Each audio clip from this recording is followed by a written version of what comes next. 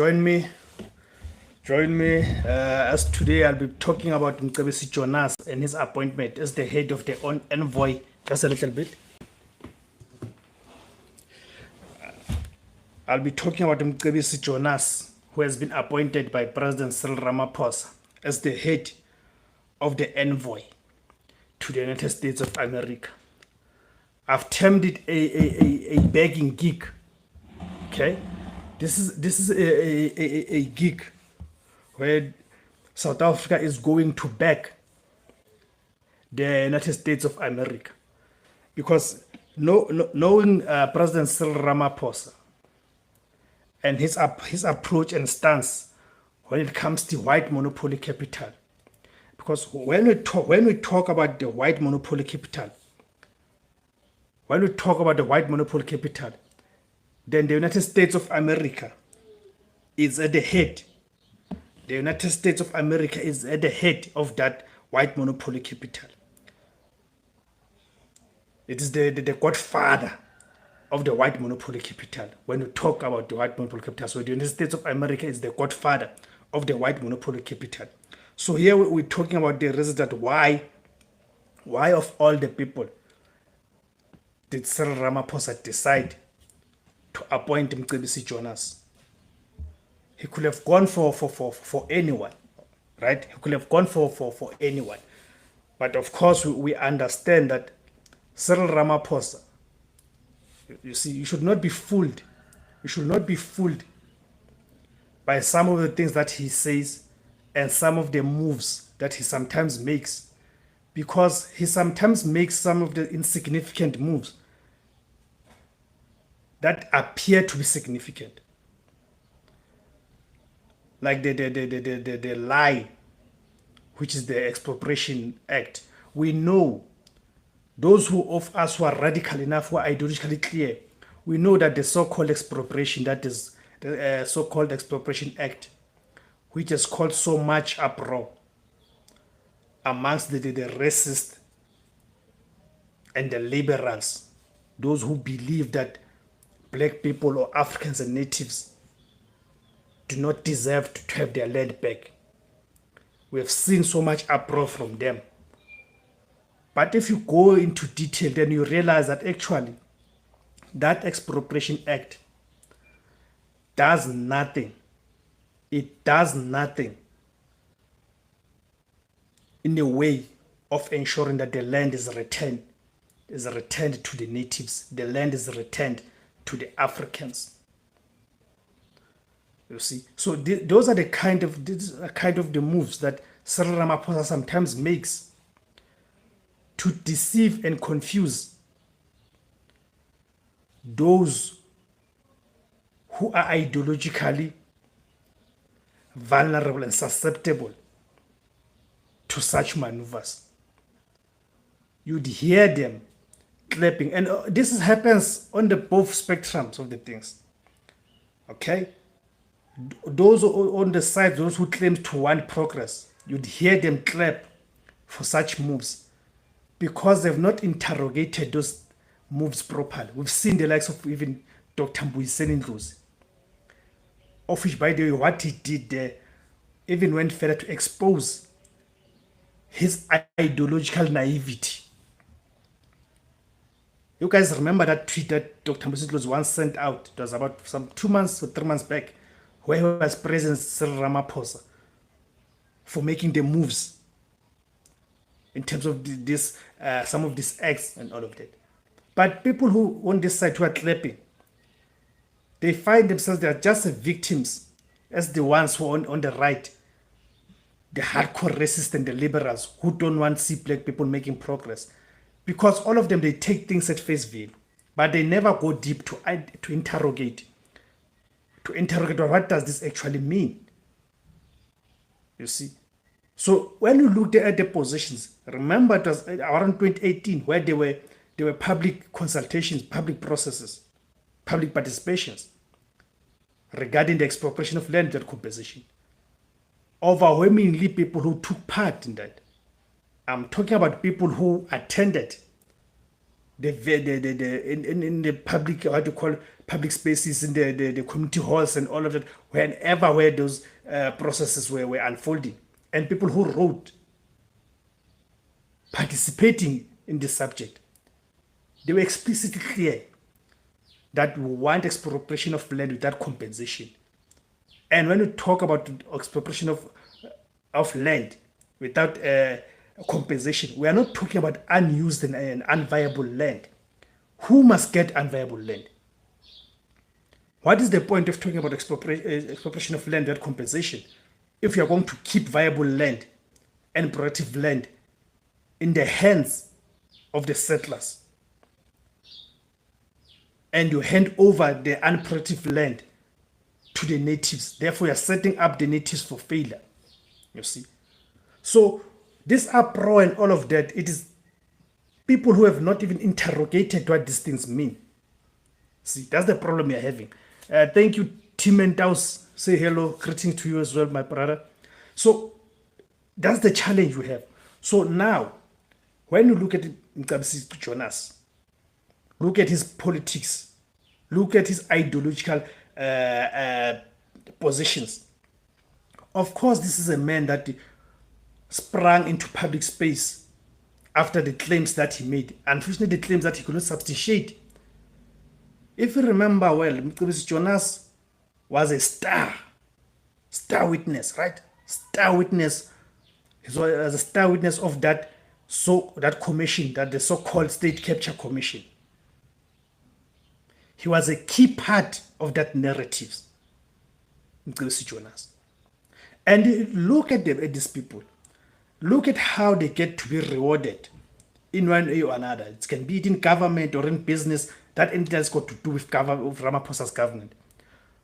All those people who had formed the cock of that so-called state capture narrative, one way or another, they've been placed in different responsibilities and places, and they've been failing. Dismally, they've been failing. So Mcebisi Jonas, those who do not know Mcebisi Jonas, he's that man who claimed that, was it 500 million, right? He claimed that the Guptas offered him 500 million of that. But under cross-examination, he was unable to substantiate that claim. So you should not be surprised. So you should not be surprised to see him, right? You should not be surprised to see him being given the responsibility, because him and Ramaphosa, they were all together in this thing, in this false narrative of state capture, that propaganda. Ghana's essay, greetings to you. Say your question, what do you think about Donald Trump? Look, Donald Trump is just even the word racist, will not do justice to Donald Trump. He's beyond what you can call a racist. The difference between Donald Trump and other white racists, it is that he's open about it. He is open about it. And the other thing about Donald Trump, compared to other politicians, it is that he is delivering. He is delivering on what he had promised during the campaigns.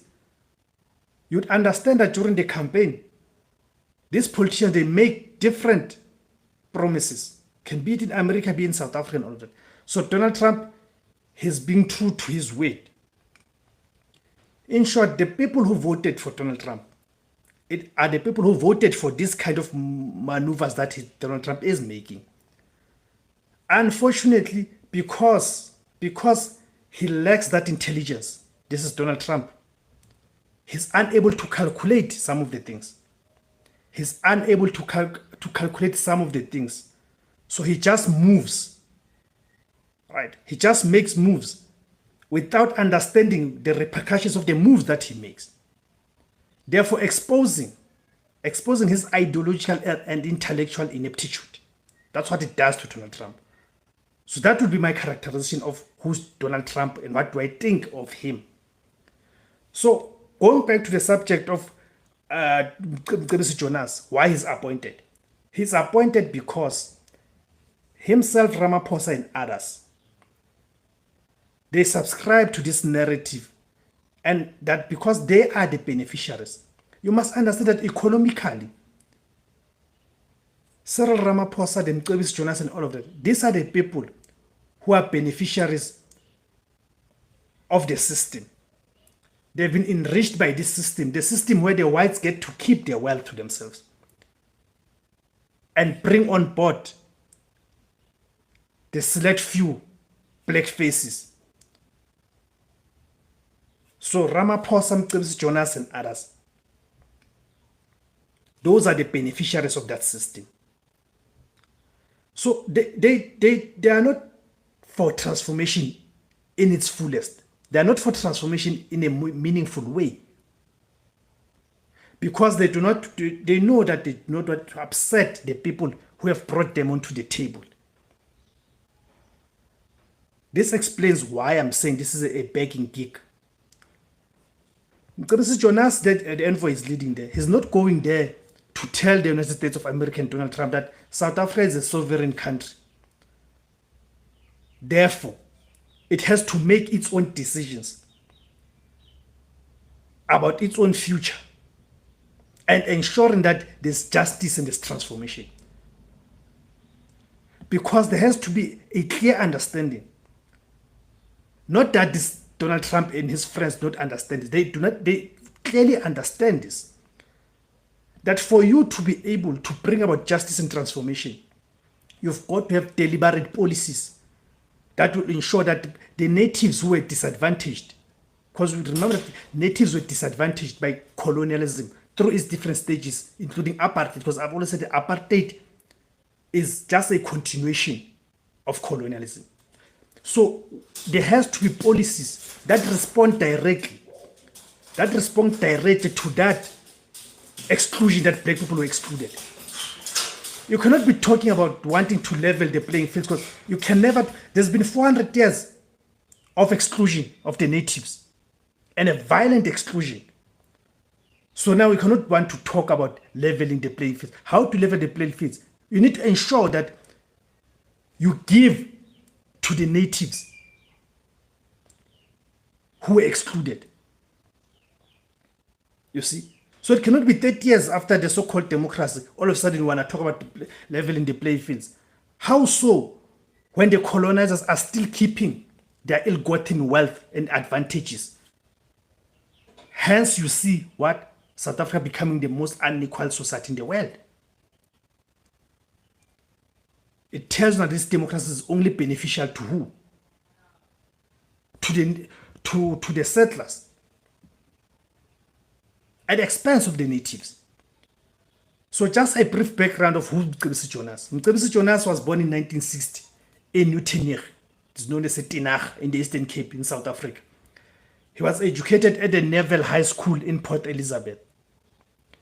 He holds a Bachelor of Arts degree from Vista University and a higher diploma in education from Rhodes University. He was actively involved in anti-apartheid activism during his youth, including involvement in the Black Consciousness Movement and the United Democratic Front. While we're still in that, here's something that I honestly, I don't understand this thing. People like Mcebisi Jonas, we are told they were part of the Black Consciousness Movement. But once they become part of the government, they do the direct opposite of what the teachings of Black consciousness teaches us. All of a sudden, the likes of Mcebisi, they've become the lynching mob against black people. So you ask yourself, what kind of black consciousness was this? It is quite shocking and appalling. So he later went on to exile from Konto Wesizwe, the armed wing of the ANC, and received military training in Angola and Uganda. This is Mcebisi Jonas. In terms of his political career, he served in various development planning roles in the Eastern Cape post-apartheid. He held positions such as the CEO of Eastern Cape Development Corporation. He was a member of the Eastern Cape Provincial Legislature and served as a member of the Executive Council, which is the MEC. Hello, Vincent Kalepa. saying, hello, sir, you from where? I'm from South Africa. I'm a South African. I'm from South Africa in the Free State province in South Africa. Thank you very much. And thank you for joining us as well. He served as a South Africa's Deputy Minister of Finance from 2014 to 2017. This is the time where he claims that the Guptas offered him that 500 million rands and all of that. Of course, as I said earlier, that he couldn't even substantiate that claim because it was just part of the lynching mob that wanted to create this narrative that there's this thing called state capture and all of that. But in terms of the ideological level, that thing cannot stand. You see? He is very well known for being a whistleblower. I think we need to put his whistleblower, right, in the state capture investigations within South Africa. I've already spoken about it on at length about that. In April 2025, President Ramaphosa appointed Mcebisi Jonas as special envoy to the United States of America. So this is the man, Mcebisi Jonas. So in terms of the business, he's been involved in business as well. So this is the thing. He holds significant positions in business sector. Currently, the board chairperson of the MTN Group. MTN Group.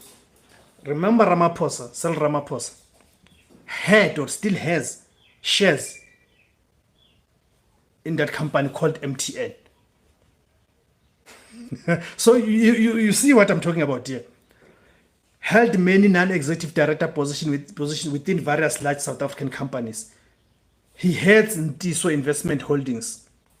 So this is Mcebisi Jonas. This is the man who's heading this special envoy by that was appointed by President Cyril Ramaphosa to go and meet the Donald Trump's administration and all of that. So progressive South Africans should not expect anything meaningful out of this. All that is going to be happening there, it is that he's leading this envoy to go and back Donald Trump and explain to him that actually the so-called expropriation will not do anything to the stolen property that is still in the hands of the white people. That's what it's going to tell them. That they are merely fooling the masses. Of which indeed it is true. They are merely fooling the masses. That's what he's going to be saying there when he meets Donald Trump and his administration. That's my take on that. You might have a different view from mine. Let's see here, guys, on the comment section below. What do you make of that? And thank you, guys, for tuning in, guys. Please remember to subscribe, guys. Before you leave, remember to subscribe, to like, comment, and share. Thank you very much, guys. So here's the thing. On Sunday, this coming Sunday, we're going to have our first Black Perspective engagement from 12 to 1.